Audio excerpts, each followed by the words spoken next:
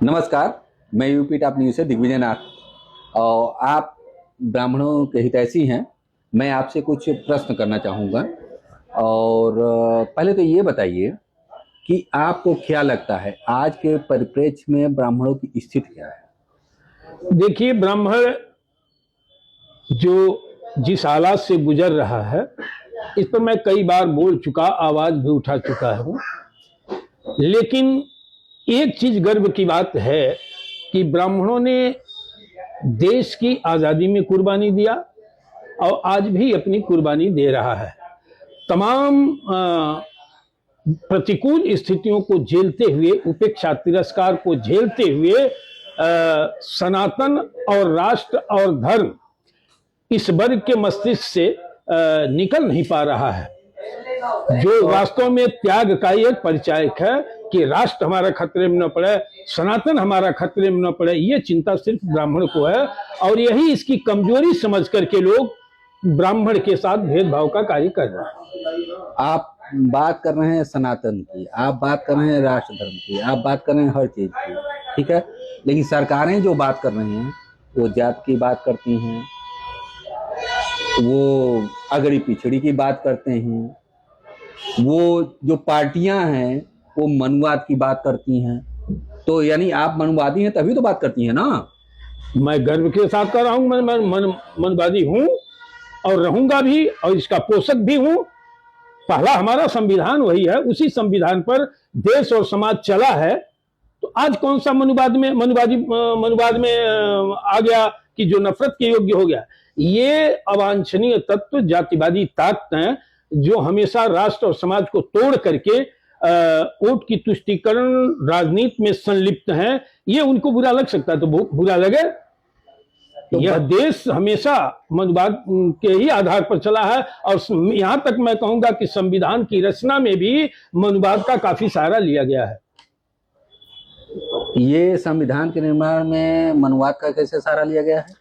आप देख लीजिए, एक तरफ उसका भी अध्ययन करिए, इसका भी अध्ययन करिए। दूसरी चीज, जिन्हें मनुवादी कह रहे हैं, चाहे वो दलित समाज के अवांछनीय तत्व कह रहे हो, चाहे जिस भी धर्म के लोग लांछित कर रहे हैं, मैं उनसे पूछना चाहता हूं कि संविधान की एक एक लाइन किसने लिखा है?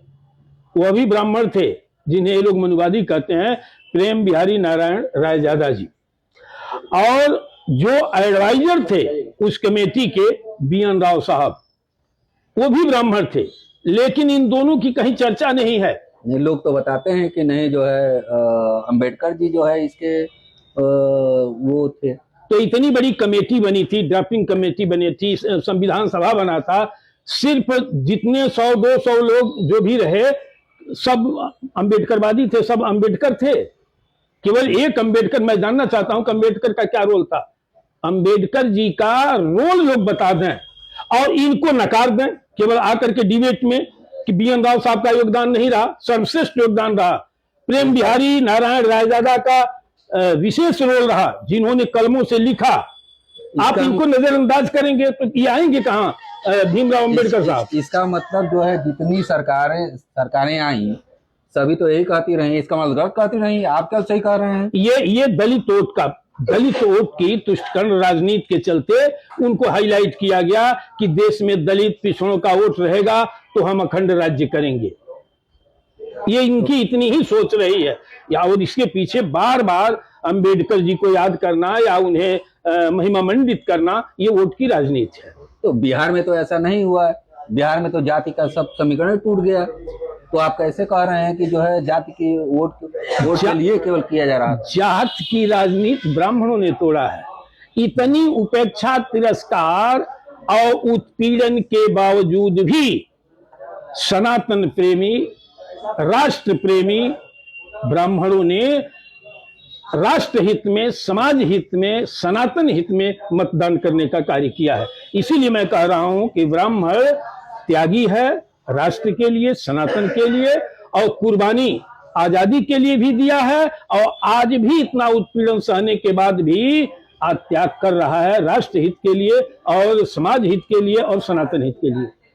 आप यदि राष्ट्र हित के लिए त्याग कर रहे हैं, सनातन हित के लिए त्याग कर रहे हैं, तो ये सरकार भी बात करती है सनातन की, तो आप अपने आप को कहाँ खड़ा पाते हैं? हम न सरकार के साथ हैं, न तो पार्टी के साथ हैं, किसी राजनेता के साथ नहीं है। मैं अखिल भारतीय ब्राह्मण महासभा, जो विशाल ब्राह्मण समाज है, उसके साथ हूं। और उसके साथ भी जहां अन्याय होगा, अत्याचार होगा, प्रतिकूल परिस्थितियां आएंगी, राजेंद्र नाथ त्रिपाठी चट्टान की तरह समाज के साथ खड़ा रहेंगे। जो राष्ट्र की बात करेगा, समाज की बात करेगा, सनातन की बात करेगा, धर्म की बात करेगा।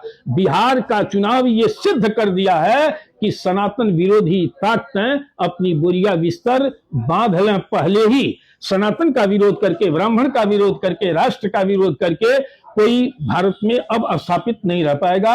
ये बिहार का चुनाव स्पष्ट कर दिया है। ब्राह्मणों को क्या संदेश देना चाहेंगे? मैं अपने विप्र समाज से, ब्राह्मण समाज के लोगों से निवेदन यही करूंगा कि हम ऐसे मनीषियों के पुत्र हैं जिन्होंने राष्ट्र, समाज, धर्म की लड़ाई लड़ा है, कुर्बानी दिया है। हम उनके वंशज हैं। प्रतिकूल स्थितियां हैं, हम उसको झेलेंगे, लेकिन राष्ट्र और समाज और सनातन पर खतरा नहीं आने देंगे। कुर्बानी का आपको प्रतिफल क्या मिला है? यातना, कुर्बानी का यही है। क्या चाहते हैं? यातना झेल रहा हूं नहीं, आजादी के लिए कुर्बान हुए हमारे समाज के सर्वाधिक जितने लोग शहीद हुए हैं, उसमें देखा जाए तो 70% से ऊपर ब्राह्मणों ने अपनी कुर्बानी दिया है। 70% से ऊपर। उनके अंदर राष्ट्र के प्रति, सनातन के प्रति, धर्म के प्रति कूट कूट के भाव भरा था। ये जो लोग अंगुली उठा रहे हैं, जो पड़ाका देख करके टट्टी उतर जाती थी, आज वो ब्राह्मण पर कमेंट करते हैं, ब्राह्मण के त्याग पर अंगुली उठाते हैं। आप कह रहे हैं कि हम सरकार बना देते हैं, लेकिन अनुसूचित जाति, जनजाति, पिछड़ा वर्ग ये मिलकर के अपना हक तो ले लेते हैं, और जब आप सरकार बना लेते हैं तो आप कहीं नहीं ले पा रहे हैं भाई? देखिए, सरकार बना लेते हैं, यह भी हमारे लिए गर्व की बात और सही है। आप आजादी के बाद से देख लीजिए, जब से लोकतंत्र इस देश में आया है, जहां ब्राह्मण जिसे चाहा है सत्ता में वही आया है। और ब्राह्मणों की उपेक्षा करके कोई सत्ता किसी को नसीब नहीं हुई, चाहे सपा हो, बसपा हो, भाजपा हो, कांग्रेस हो। आज अजेय रूप में भारतीय जनता पार्टी पूरे देश में विश्व की सबसे बड़ी पार्टी का स्थान प्राप्त करने में जो गर्व महसूस कर रही है, वो सिर्फ और सिर्फ ब्राह्मण की देन है। जो ब्राह्मण विरोधी ताकतें आज हैं, या जो ब्राह्मण की उपेक्षा, तिरस्कार कर रही हैं, आप देख लीजिए, सत्ता से अब कोसों दूर चली गई। अब सत्ता उन लोगों को नसीब नहीं होगी तब तक, जब तक वो ब्राह्मण का सम्मान नहीं करेंगे। आप और भी कोई संदेश देना चाहते हैं?